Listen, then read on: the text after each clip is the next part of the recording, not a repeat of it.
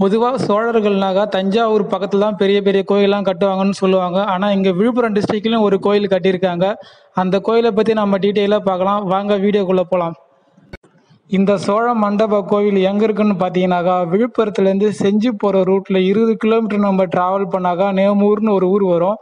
அந்த ஊர்லேருந்து ரைட் சைடில் பெரிய தச்சூர் போகிற வழியில் 5 கிலோமீட்டர் நம்ம ட்ராவல் பண்ணாக்கா இந்த பிரம்மதேசம் என்ற ஊர் வரும். இந்த நேமூர் சரௌண்டிங்கில் பார்த்தீங்கன்னாக்கா மண்டகப்பட்டு குடவர கோயில் ஒன்று இருக்குது. பிரம்மதேசத்தில் இந்த சோழ மண்டப கோயில் இருக்குது. எண்ணாயிரத்தில் சமணர்கள் கோவில் ஒன்று இருக்குது. தலவானூரில் குடவர கோயில் இருக்குது. இதெல்லாம் நீங்கள் பார்க்கலாம்.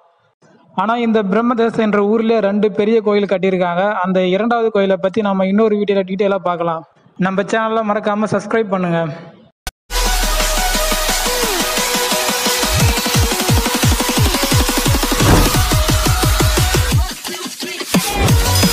பல்லவர்களுடைய சிற்பக்கலைக்கு எடுத்துக்காட்டு பார்த்தீங்கன்னா குடவர கோயில். அந்த மாதிரி சோழர்களுடைய சிற்பக்கலைக்கு எடுத்துக்காட்டு பார்த்தீங்கன்னா இந்த மாதிரி கற்கோவில்கள் தான். பொதுவாக சோழர்கள்னாவே தஞ்சாவூர் அந்த பக்கம் தான் பெரிய பெரிய கோவில்லாம் கட்டுவாங்கன்னு சொல்லுவாங்க. ஆனால் இங்கே பார்த்தீங்கன்னா விழுப்புரம் மாவட்டம் பிரம்மதேசத்துலேயும் ஒரு கோவில் கட்டியிருக்காங்க. இந்த கோவில் பார்த்தீங்கன்னா தொல்லியல் துறை கட்டுப்பாட்டில் தான் இன்னமும் இருக்குது. இந்த கோவிலில் பார்த்தீங்கன்னா முக்கியமாக 2 நம்ம பார்க்கலாம். ஒன்று தமிழ் எழுத்துக்கள், நம்ம கல்வெட்டுக்கள் பார்க்கலாம். இன்னொன்று பார்த்தீங்கன்னா கோவில் முழுக்க பார்த்தோன்னா சிற்பங்கள் தான் ரொம்ப அதிகமாக இருக்குது. இங்கே சாமி கும்பிட்றது யாருன்னு பார்த்தீங்கன்னா நீங்கள் பார்க்குற இந்த நேச்சர் அட்வென்ச்சர் ட்ராவல் சேனலுடைய one of the channel head officer. இது பார்க்க ஒரு பெண்ணோட தலை உருவம் மாதிரி தான் இருக்குது. இந்த கோயிலை சுற்றி பார்த்தீங்கன்னா இந்த மாதிரி தூண் ரொம்ப நிறைய அதிகமாக இருக்குது. ஃபுல்லாகவே பார்த்தீங்கன்னா கல்லால் பண்ணியிருக்காங்க. இது ஒரே கல்லால் பண்ணதில்லை, வேற ஒரு கல்லால் பண்ணி எல்லாம் ஒன்றா இணைச்சிருக்காங்க. இதுலேயும் பார்த்தீங்கன்னாக்கா அவங்களுடைய கலைநயத்தை அழகாக பண்ணியிருக்காங்க.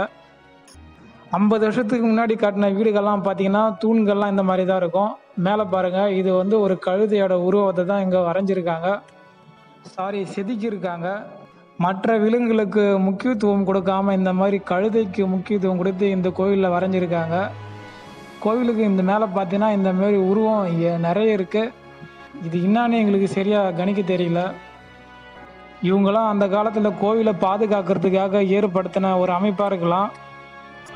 இந்த கோயிலை சுற்றி பார்த்தீங்கன்னா இந்த மாதிரி உருவங்கள் 15க்கு மேலே நம்ம பார்க்கலாம். ஆனால் இது எல்லாமே பாறையில் தான் பண்ணியிருக்காங்க. கோயிலோட 2 பக்கம் பார்த்தீங்கன்னாக்கா வாயில் காப்பாளராக துவாரக பாலகர் சிலை 2 இருக்குது. கை உடைஞ்சிருக்கு. இந்த வாசக்காலில் கூட பார்த்தீங்கன்னாக்கா அவங்களுடைய கலைநயத்தை அழகாக செஞ்சுருக்காங்க. நாம் இதை தான் ஃபாலோ பண்ணிக்கிட்டு நாம் இந்த காலத்தில் வீடு கட்டும்போது அதோட வாசக்காலில் இந்த மாதிரி டிசைன்லாம் பண்ணிகிட்ருக்கோம். பொதுவாக சோழர்கள்னு சொன்னாவே தஞ்சாவூர் அந்த பக்கம் தான் ஆட்சி பண்ணதாக சொல்லுவாங்க. அங்கே தான் கோயிலெலாம் கட்டுறாங்கன்னு சொல்லுவாங்க. ஆனால் இங்கே பார்த்தீங்கன்னா விழுப்புரம் மாவட்டம் பிரம்மதேசத்துலேயும் இந்த மாதிரி ஒரு கோயில் ஒன்று பெருசாக கட்டியிருக்காங்க. கோயிலுக்கு உள்ளே பார்த்தீங்கன்னாக்கா இன்னும் கூட பெரிய பெரிய கல் தூண்லாம் ரொம்ப ஸ்ட்ராங்காக இன்னும் அப்படியே இருக்குது. மெயின் கோயிலேருந்து நான் இப்போ வடக்கு திசை நோக்கி கீழே இறங்கிட்டு இருக்கேன். அங்கே கீழே பார்த்தீங்கன்னா ஃபுல்லாகவே இந்த மாதிரி கல்வெட்டுகள் ரொம்ப அதிகமாக இருக்குது. தமிழ் எழுத்துக்கள் பொறிக்கப்பட்ட பாறை கல்வெட்டுகள் நீங்கள் இப்போ பார்க்குறீங்க. சோழருடைய ஆட்சி காலம் பார்த்தீங்கன்னாக்கா 8ஆம் நூற்றாண்டுலேருந்து 12ஆம் நூற்றாண்டு வரை ஆட்சி பண்ணியிருக்காங்க.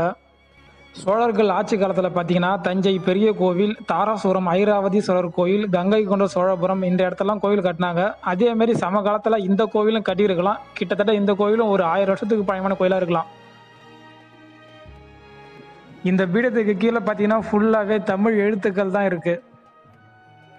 இந்த கோவிலை கட்டினது கிட்டத்தட்ட பார்த்தீங்கன்னா 1ஆம் ராஜேந்திர சோழன் அவர்கள் இந்த கோவிலை கட்டியிருக்க வாய்ப்பு ரொம்ப அதிகமாக இருக்குது. அவர் இந்த கோவிலை கட்டுறதுக்கு காரணம் வீடியோவில் இடையிலாம் நான் சொல்லியிருப்பேன், மறக்காமல் பார்த்துட்டே இருங்க. இந்த பாறை கல்வெட்டுகளில் பார்த்தீங்கன்னா தொல்லியல் துறை வெள்ளை கலர் பெயிண்டால் நம்பர்ஸ்லாம் எழுதியிருக்காங்க. பிற்காலத்தில் இந்த இடம் இடிஞ்சாலும் மறுபடியும் புதுப்பிக்கிறதுக்கு இந்த நம்பர் ரொம்ப யூஸ்ஃபுல்லாக இருக்கும்.